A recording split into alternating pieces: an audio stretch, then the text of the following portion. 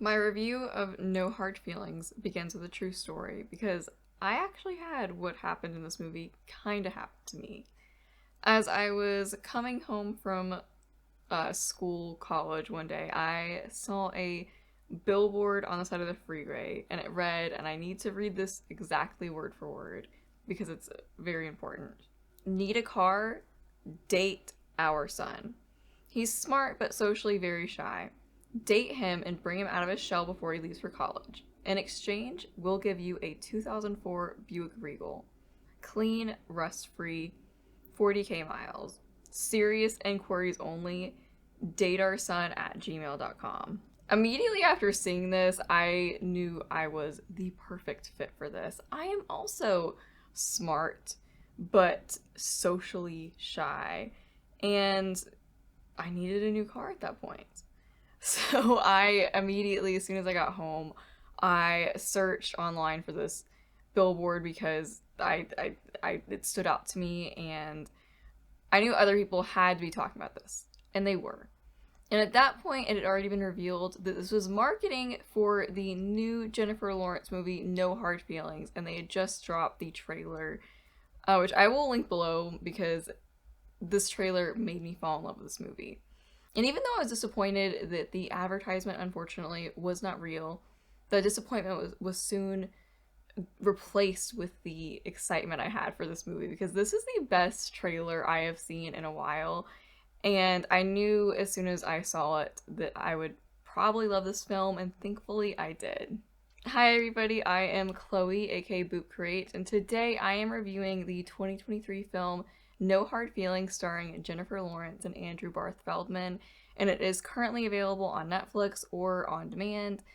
And I can't say enough to recommend this movie because I really, really loved it, and I want to get into it because I feel like, I don't know, if you love rom-coms and you miss the 2000s rom-coms, you will absolutely love this film. Or even if you don't, I still feel like you would like it because I really enjoyed it. Also, I will mention I made a cocktail inspired by the movie.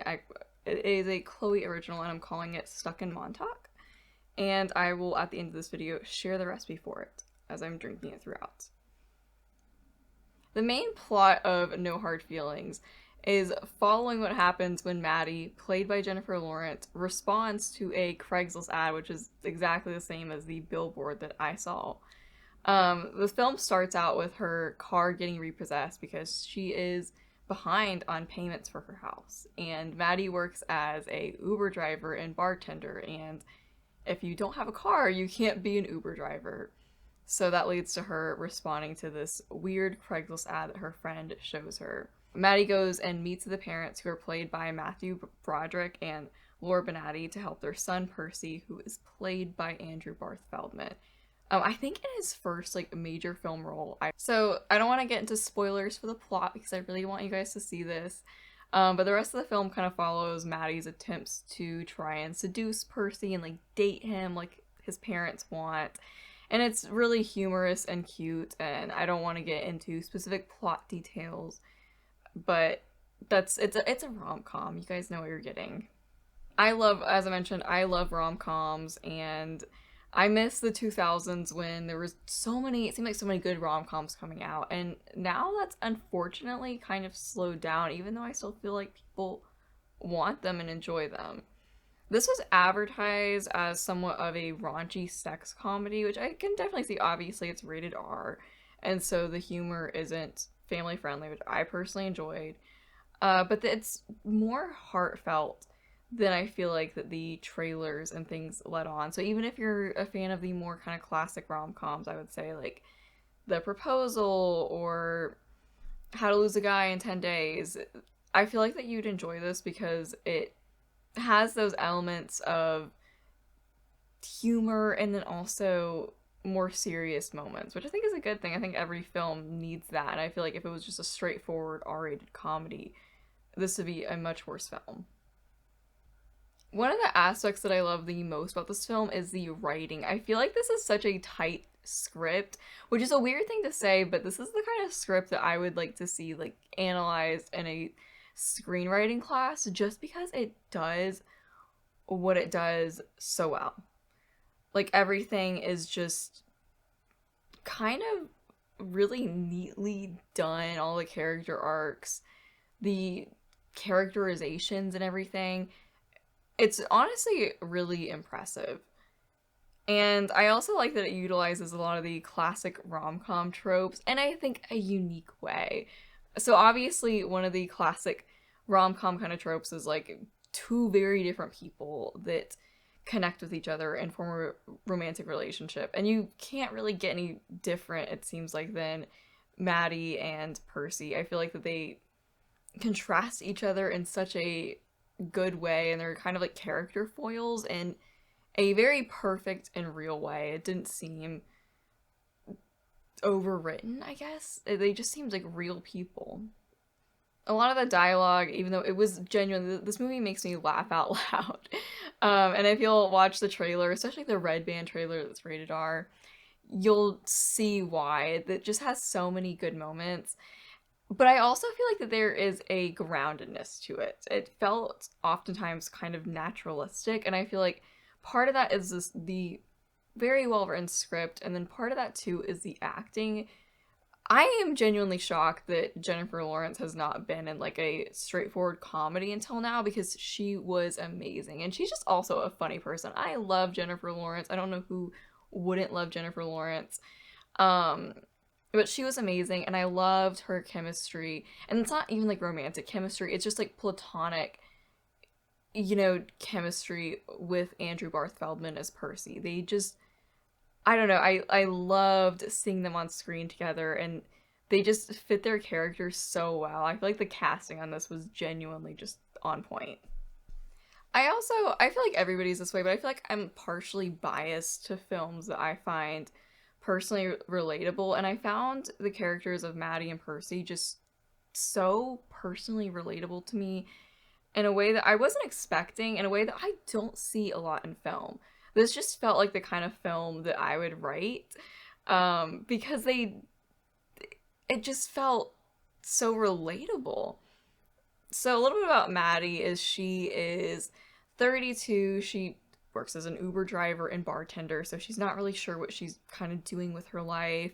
We see that her past relationships, and she hasn't really had any serious relationships. I think the minute things get serious, she kind of jumps out of it, and she's a little bit afraid of being close to people. And I love Maddie is presented in such a non-judgmental way despite her flaws.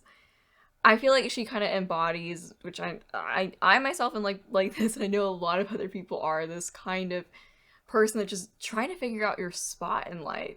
Just kind of like, I've used the term in the past, like girl failure or whatever, but that's kind of what she feels like. And not say that she's a failure or that the film presents her that way, but just, you're a little bit messy of a person at this point in your life.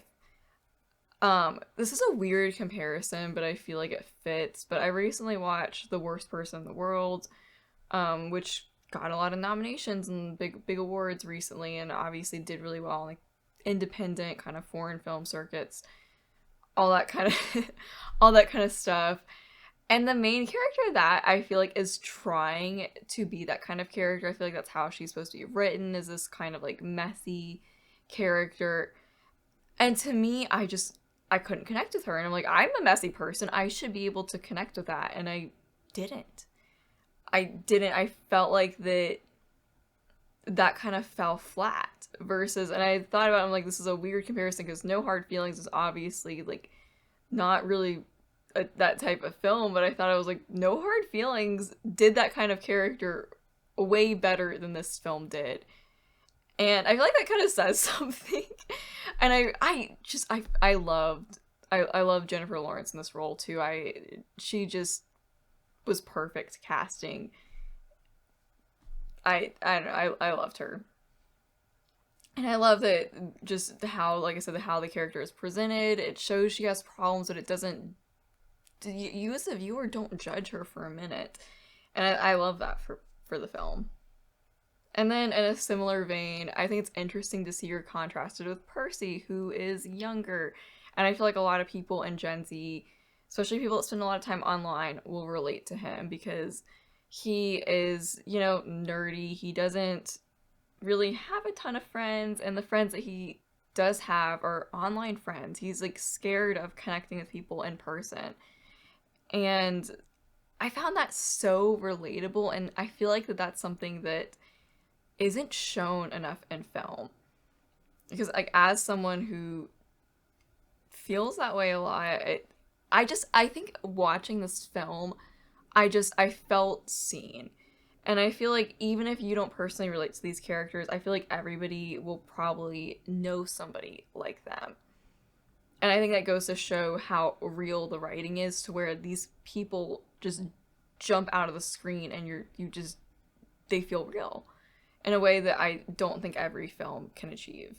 And even the minor characters in the film, I feel like all, even if they're in there for like, you know, 5 or 10 minutes max, I feel like that they just feel real. They're funny. They add to the story, and I don't know. I love the script and I love the story. And like I said, I personally connected with it so much, and I think a lot of other people and, you know, Gen Z or younger millennials definitely will, because these are the kind of characters that I don't see represented in film enough, unfortunately. Some of my favorite kind of films are films that are watchable and enjoyable, but have like a deeper point to them. If you look at my Letterboxd top 4, you can probably notice that as a recurring theme. I think right now it is John Wick, Garden State, Easy A, and Office Space. And those are all very popular kind of box office films. Well, I don't think Office Space did really well, but those are all like popular films when they came out, and they're very watchable. But I enjoy them because it's like, okay, it's on the surface level very enjoyable, and then there's also some deeper themes and levels, and you could actually analyze these films at depth if you wanted to, despite them being not that kind of film, if that makes sense. They're not like an indie film. They're not presented in a deep way. It's just presented as you can just watch it casually and have it be an enjoyable film. That's how No Hard Feelings felt for me, and I really, really love that. Because I think that sometimes I'll watch a comedy film and be like, oh, that film was funny, but it's not, there's no like societal points or issues that it's trying to present, or there's no like, okay, what was there, I didn't feel like there was a motivation to make the film beyond just this is funny. Watching No Hard Feelings, I felt like that there was so many little kind of issues or themes that it delves into that I honestly, after watching it, I wanted more, because I feel like that it did that so well. So one of the major, I think, kind of issues and themes in this, because it is a rom-com, there's a romance at the center of it, is how modern dating is, and just the lack of intimacy. And I think so many kind of issues that people have with that, how it is right now. And that's, I don't know why, like one of my personal favorite topics is just modern dating and how that is.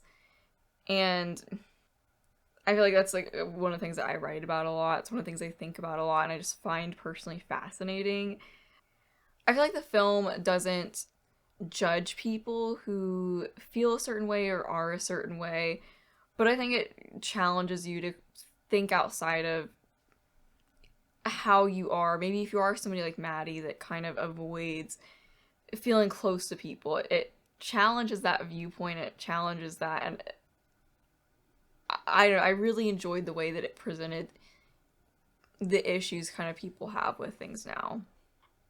Beyond that, it's interesting to see how it kind of discusses some of the class differences, because Maddie is very working class. She has a house, but it's just because her, or like, mom died and gave her the house, and she doesn't really have money and is kind of struggling day to day. Versus Percy, whose family is shown to be very, very wealthy. And I think it was interesting just kind of seeing those like differences and how that kind of influences how they interact with each other. I think this is honestly the one thing that I think that the film could have gone into more, because there's obviously, like, and then also there's, like, larger economical issues. For example, like, Maddie not being able to afford her house in the first place. And so I don't know, I think that there could have been more kind of things explored within that. It kind of reminded me of a lot of the films that came out after, like, the 2008 recession, those kinds of themes. And I think we're, on a larger scale kind of experiencing some of those same issues again right now. So I liked how it presented that. And even with, like, small things, like Maddie has a friend who's a teacher that is bartending during the summer, and it's like, arguably a teacher shouldn't be having to bartend, but that's the reality. I know a lot of teachers that I had that said that they work second jobs because they had to. So I liked how it presented that. I kind of wish it would have gone a little bit further. But also I can kind of see why they didn't, because, like, given the limited runtime of a movie, you can't always do that. Kind of related to the relational issues it brings up is I thought it was interesting to see how loneliness affects people in the way that it manifests in different ways. Because you can have somebody that's extroverted, but at their core, they are starved of genuine human connection. And then you also have someone who does seem very lonely and also struggles to connect with people. So I think it's interesting that the way that that's presented within the film. And again, I kind of wanted to see that go a little bit further if it could have, because I think that Maddie and Percy are just so well-developed characters that I wanted to see more of them. And then, like, also, this has to do with the entire film premise, but helicopter parents with this generation. Because, and it's just, like, the little things, like, Percy just casually mentions, he's like, oh, well, I hope my parents don't find out I'm here because they're tracking my phone. Or, the fact that his parents put out a Craigslist ad to find somebody to date him. It's little things like that that I think, kind of really are a genuine issue with this generation, with my generation. And I kind of wish they would have explored that a little bit further, because I feel like that kind of, like, that whole issue is resolved in the film, but it's, like, wrapped up in a neat little bow. And I'm like, that's not how parents, that's not how people operate. You can't just go and say something like, okay, yeah, we should be different, and then, like, it's wrapped up. So I kind of wish that it would have been explored a bit further, because I don't see any films that talk about these kinds of things. So, like, maybe No Hard Feelings doesn't have to go further in these issues, and I just am projecting on the fact that I want to see other films talk about these things, and they're not.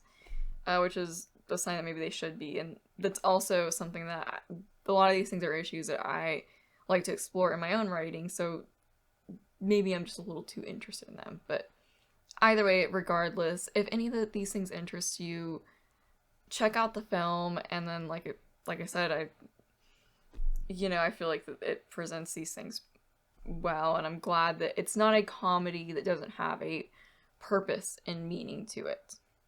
I've mentioned this, like, before in my other reviews and just talking, but I think for me, like, the hallmark of a good film is being able to feel something while I'm watching it or after watching it.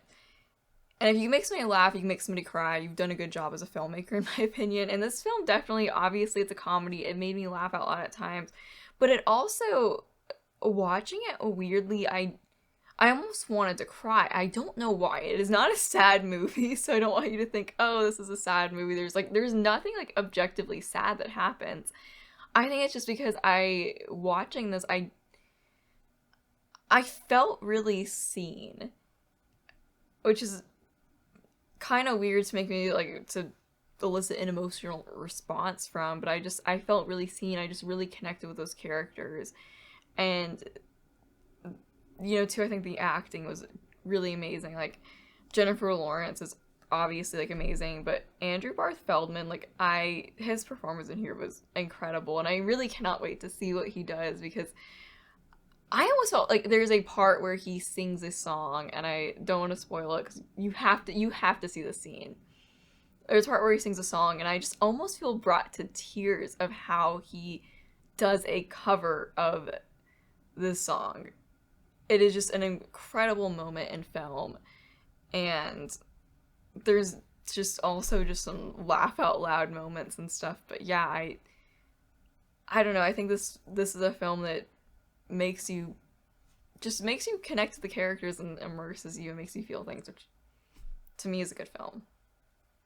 Okay, so next I want to get into some of the things that I feel like the film could have done better with. It would have like elevated it to like, this is going to be a new classic for me.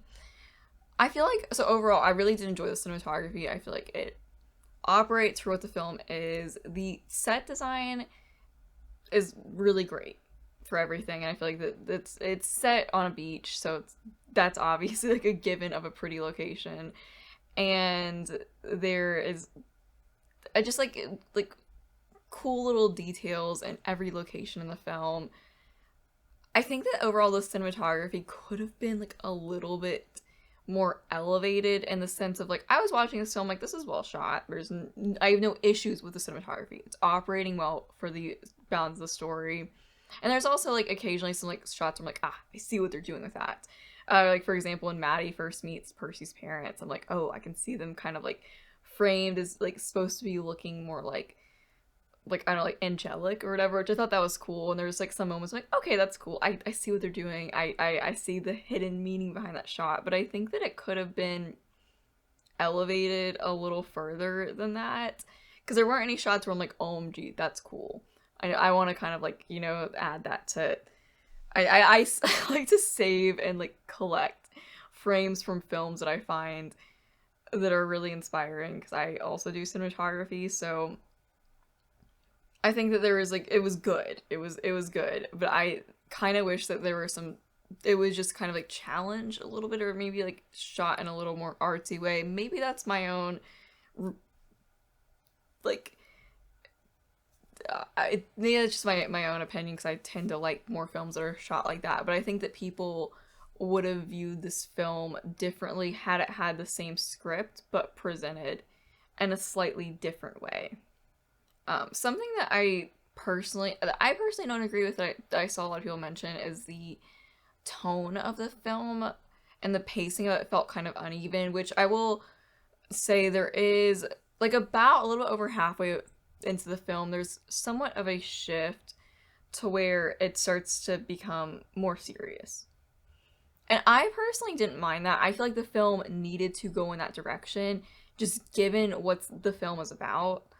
But some people didn't really enjoy that. I was fine with it because there's still funny moments, but I do think that they could have potentially tried to interweave more funny moments into that time where it shifts into being more serious.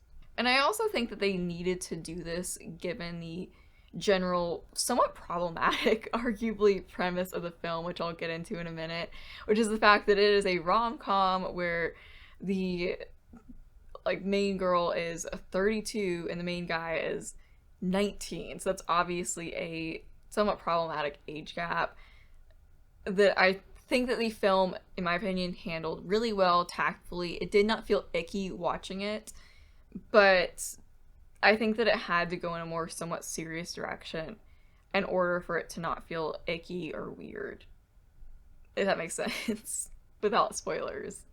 And that was something I remember seeing the trailer, and I was kind of worried that it would feel icky watching it, or I'd be like, because I don't really, I like some raunchy comedies, I guess, but I don't really love comedies like that kind of, I think, push things a little bit too far. I don't think that this film did. I think that everything was presented very tactfully, and I don't know, I read some like articles accusing this film of promoting grooming, and anybody who's watched the film I don't think would agree with that statement, because it doesn't.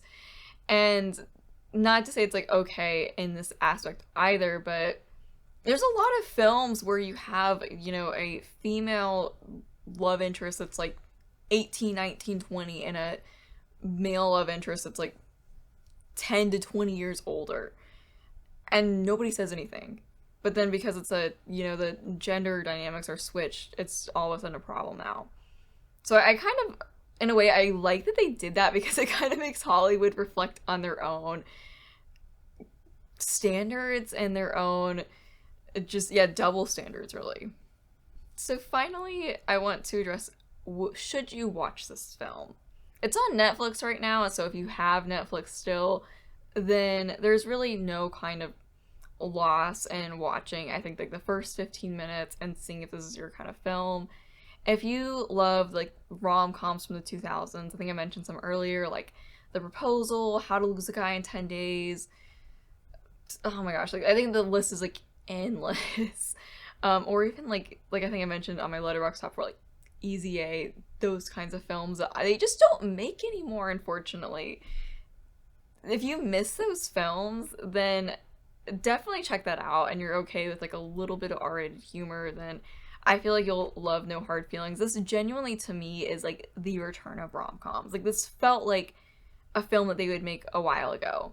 And that's good. I think that we should be making more films like that. That is the kind of films that I am writing and interested in because I love romantic comedies and I feel like it's a wonderful medium to kind of like explore relationship dynamics and criticize things in a way that's really accessible. And I don't know, I love this film. I thought it was just an amazing, really probably the best rom-com I've seen from the recent, like in the past like 5 to 10 years. If you like comedy styles like The Office, which this director also worked on The Office and like directed and wrote a few episodes, not a few, like a decent bit of episodes of The Office, then you'll like this. If you don't like that, which I think kind of classifies as cringe comedy, which I guess this fits as cringe comedy. I didn't feel like it was cringe comedy, but I guess it could be considered that. If you don't like that, then you probably shouldn't. I know some people don't. I personally, though, I love cringe comedy. I just did a review of The Curse, and I love Nathan Fielder, and that's his whole kind of thing. So if you really hate that, then you probably shouldn't watch this film. But if you love rom-coms, if you love comedies, and I also feel like, too, this is a rom-com that a lot of guys would like, weirdly, because it doesn't have that same kind of, like, sentimentalness, I think, initially, as other rom-coms do, and I think that the R-rated humor is going to mesh with a lot of guys. So to be a good date night movie, I don't know. Apparently people do that, so like it actually would be. But seriously, this is a really good film, and I cannot recommend it highly enough. So if y'all have seen No Hard Feelings, I want to hear what your thoughts are in the film, and I almost am tempted to do somewhat of like an analysis of this because I don't know, I kind of loved like just the little kind of like details they put in there, like you mentioned about just like the variety of themes and going more in depth about it. So if that's something you'd be interested to, let me know, and I'll see about putting my film degree to use. Anyways. Now the most important part of the review is the cocktail to go with the film. And I would say drink this slowly as you're watching the film if you do make it, because I realize like I don't know the actual alcohol percentage, but I feel like it's probably high. So, because I've just put a lot, like I love like bartending, like mixing drinks, and just realized like damn, this is just all liquor, isn't it? I'm like, yeah. It is, but those are the good kind of drinks. So I did consider some moments in the film when I made this. There's a scene where Percy goes to a party, I think, and he, if I remember correctly, he drinks vermouth straight, which sounds absolutely disgusting. I was like, I gotta incorporate that into the drink. And I kind of wanted it to be a mix of everything, so there's also a scene where he drinks Long Island iced tea, and he's like, this is the worst iced tea I've ever had. Or something along the lines of that, which is absolutely hilarious. And then also, you know, with it being set in the summer, I want to do something a little summery. Okay, so here it has officially how to make the Stuck in Montauk. You mix 1.5 ounces of gin, 3/4 an ounce dry vermouth, 3/4 an ounce dark or sweet vermouth, half an ounce of Grand Marnier, the juice of half of a lemon, half an ounce of simple syrup.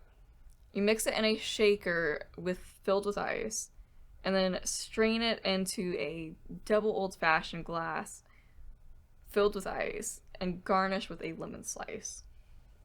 If you make the drink, let me know, because I never do, like, I've never posted original drink recipes before, even though I make them a lot. So yeah, let me know how it is, and maybe I should drop a cocktail cookbook. I think that's what I should do. But yeah, that's definitely seemed like a drink that I could see, Maddie making or whatever, 'cause she's also a bartender. So I hope y'all enjoy that as well and sip it slowly as you watch the movie, because I feel like it would pair well with that. Well, thank you guys for watching or listening if you're on the podcast. I am Chloe, aka Boop Creates. Be sure to like and subscribe so that you can stay tuned for the next review or next video, whatever we're doing a deep dive into. And follow me elsewhere to keep updated on stuff, or follow me on Letterboxd, like I mentioned, and read my really bad reviews. Anyways, take care, and I will see y'all soon. Bye!